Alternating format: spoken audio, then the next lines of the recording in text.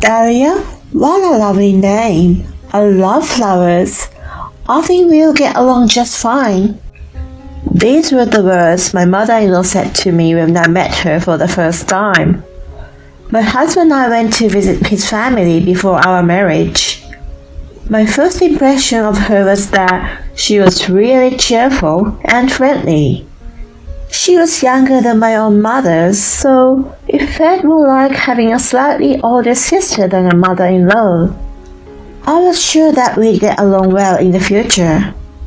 I thought things like mother-in-law problems were just something you read on Reddit. But after getting married, I realized that the person from back then was just a facade. My name is Dahlia. I've been married to Jack for almost a year now. Right after we got married, we started living with his mother Judy at their family home. Initially, we had planned to remain at the apartment where we'd been living together. But Judy asked us to move in with her, citing her weakened strength and the comfort it would bring. Jack was unsure about the request at first. Living together all of a sudden might be tough for you. You'll probably not feel at home. I hadn't seen her true nature yet at that time.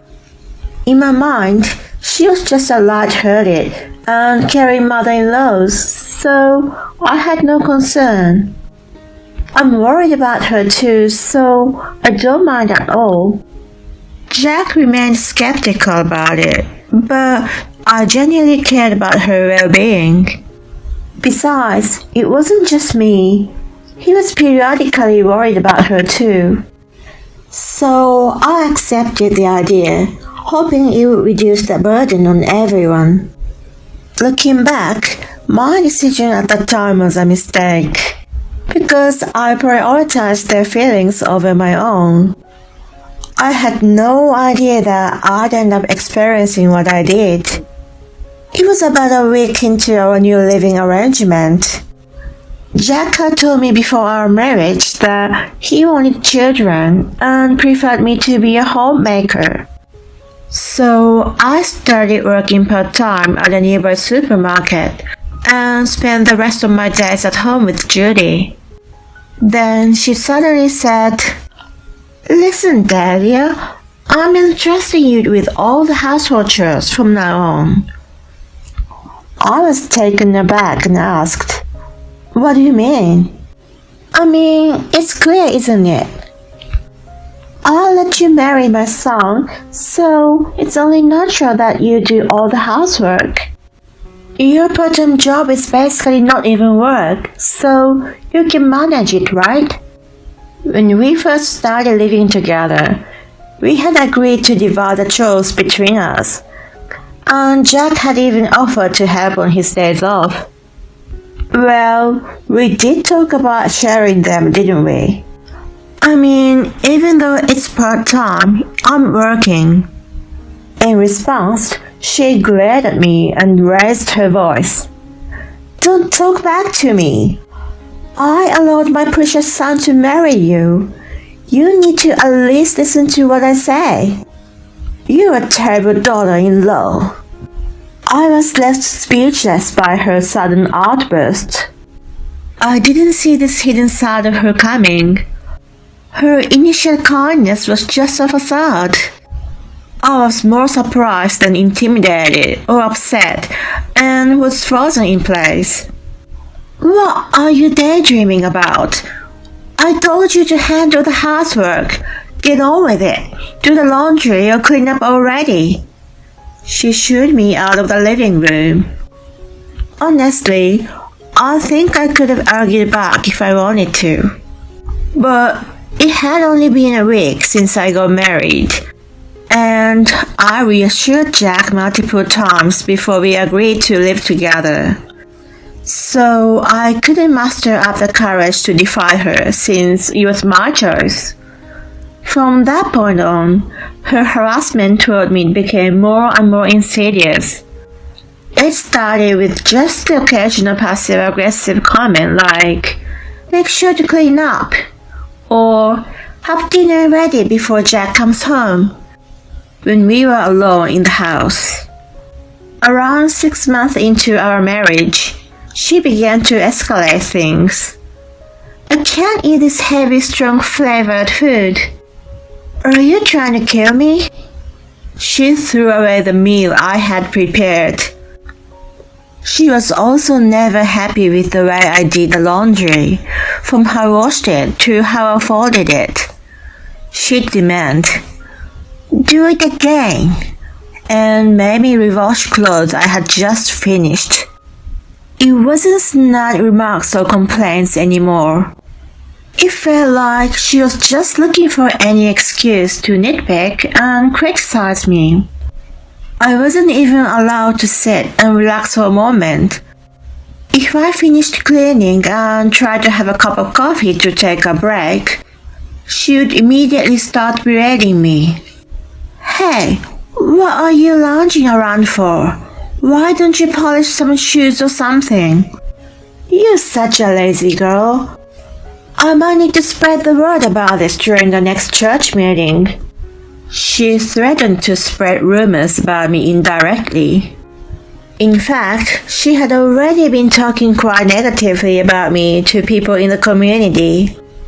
I often felt their disapproving glances and hushed conversations when I was out and about in the town.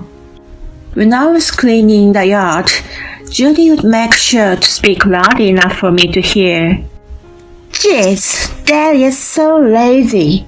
She won't do anything unless I tell her, and she can't even do it perfectly no matter how many times I instruct her. She's hopeless, you know. I wish I had a better daughter-in-law." I overheard her saying such things in a loud voice. She knew that I could hear her as she left the house when I started cleaning the yard, deliberately talking loudly to the neighbors and painting me as incompetent. One day, Jack had to go on a 3-day business trip. Judy acted like a loving mother and never made snide comments to me in front of him. In fact, she treated me kindly. Since he only saw her being nice to me, he thought our relationship was reasonably good. "I'll be away for 3 days, but you and Mom should be fine, right? You seem to get along well. If anything comes up, just give me a call." With that, he left for his trip. Objectively looking at it, you might wonder why I didn't just tell him about the harassment and leave. But I really loved him, and despite Judy's behavior, she was his mother. It was a fact that he was concerned about her as she was getting weaker year by year. So I genuinely thought it was better for me to endure and stay together to alleviate his worries. That was why I kept quiet. I thought if I couldn't bear it any longer, I would explain it to him. Until that day. The night Jack went on his business trip, Judy, as usual, told me to prepare dinner. When I started getting ready, I heard some commotion coming from the front door. I stopped what I was doing in the kitchen and peeked in that direction. To my surprise, Judy had brought a few friends back with her. Upon seeing me, she said, "Oh, Delia, you insisted on treating my friends to a homemade meal, so I brought them all with me. Now, hurry up and get it ready." I never mentioned anything like that before. Besides, I had assumed it would be just the two of us for dinner, so I hadn't prepared enough food. Judy, you never told me that you wanted to invite your friends over." "What are you talking about? You said you want to treat them to your special cooking because Jack isn't here today, didn't you?" "That's why I brought them here," she said with a smug grin. "Everyone, come on in. I'll have something ready for you in no time," she announced and ushered them into the living room, where they began taking their seats. Even though she wanted me to have something ready, I couldn't whip up a proper meal on such short notice. There weren't even enough necessary ingredients. I don't have enough stuff, so I'll go shopping now. Upon hearing this, she glared at me. What are you saying now? Everyone's waiting. You've already prepared, right? Serve the meal now. That was just impossible. I thought the dinner was only for us as usual, so there was not enough food. Sorry. She sighed and exchanged glances with her friends. To think you'd embarrass me in front of everyone. Never mind, we'll just order some pizza. Then she called the restaurant for delivery. Of course, there was no pizza for me. In the end, she seems to enjoy the impromptu party until late at night. After everyone left, she demanded, You embarrassed me in front of my friends. Pay for the pizza and wine. And with that, she demanded a total of $150 from me. I couldn't accept that and refused to pay. But the next day, the $200 that should have been in my wallet was gone. When I confronted her about it, she said, I settled for $200, so you should be grateful. I didn't get an apology from her, and she didn't show any signs of remorse.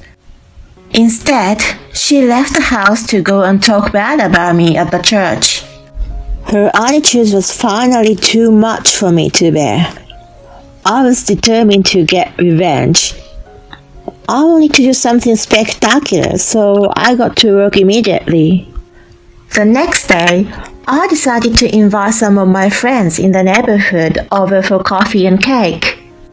I had always been fond of flowers and had my own garden in the backyard. This led me to interact with women of similar age at the church quite frequently. They had previously expressed an interest in seeing the garden I nurtured, so I invited them to come and see it. My garden was located just next to the patio, and I occasionally used it to entertain guests. If we stayed in the back, Judy wouldn't notice. So I put my plan into action. I was sure that she would put on an act and play the role of a good mother-in-law if she found out I had friends over. To show her true nature to a third party, it was crucial that she didn't know people were at the house. On the day of the operation, she had gone to a flower arranging class with her friends. In her absence, I enjoyed some quality time with my guests. They praised my flowers, we had delicious cake, and I had a pleasant time for the first time in a while. After a while, Judy returned home. I excused myself and went to greet her at the front entrance. I decided to play the role of a timid daughter-in-law. Hi, Judy. How was your class? She made an obviously displeased face and said, I told you to polish the shoes every day, but you still haven't. You've been slacking off again. Well, I was a bit busy today. She sneered in response. Oh, sure. You're always making excuses, neglecting housework, and can't even polish shoes. Your fancy shoes were so dirty, so I threw them away for you. Threw them away? I hurried to check the shoe closet in the hallway. As dreaded, the pair Jack had brought me for me recently was missing. Seeing my reaction, she started cracking up. You really didn't notice, huh? But you got what you deserved, you know. It's your fault for being a useless daughter-in-law. You don't do anything, you parasite. Then she grabbed a shoehorn that was nearby and began hitting me with it. Please stop it, I pleaded in tears. Shut up, you worthless woman. Get a divorce and get out. She was very dismissive. Then, in the next moment, someone chimed in. Oh my goodness, that's too crass. That's her mother-in-law, right? If I had to deal with someone like that, I couldn't stand it. Huh? She hadn't even realized they were guests all along, and she looked bewildered as she stood there. They started leaving one by one, saying, "See you later, Dahlia," and hanging there while heading out from the patio. In the end, I succeeded in exposing Judy's true nature to the people in our community. I never expected to be hit by a shoehorn though. I'm sorry for this. I'll explain everything later. I apologized to them as they left. Judy remained completely frozen next to me. Soon after, the front door opened and Jack returned earlier than expected. What are you guys doing? While Judy was desperately trying to make excuses, I spoke plainly. Honey, I can't stay in this house anymore.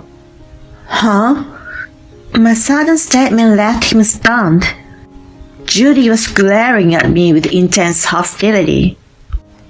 I told him everything on the spot, occasionally adding some acting with tears.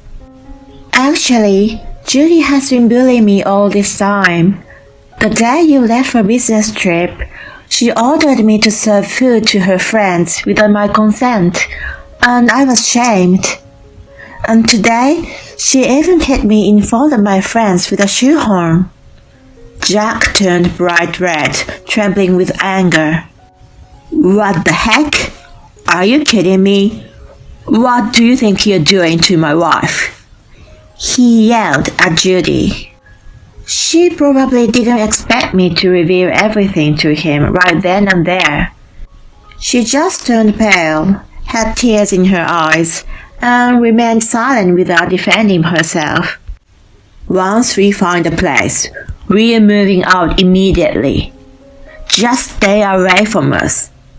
He declared to cut ties with her. She frantically apologized to him. I'm sorry, it's not what you think. I just felt sad because I felt like you were taken away from me. He had no patience for it and replied, Apologize to her before me. You're really beyond redemption as a human being. I'm disgusted. That really knocked her down. From then on, she didn't try to talk to me until we moved out of the house. After about 2 weeks, we left and started our new life as a couple. Judy's actions have spread throughout the community due to my friends. It seems she became an outcast at the church and in the neighborhood. Now, she no longer has friends as before, and people are gossiping about her behind her back. When I heard about this from my friend, I told Jack. She brought it on herself. We don't have to be involved with her anymore, so don't worry about it. I'm a bit concerned about her, but I'm at peace to be living alone with Jack now. If she genuinely apologizes in the future, I might consider forgiving her. But for now, I want to enjoy our private time together.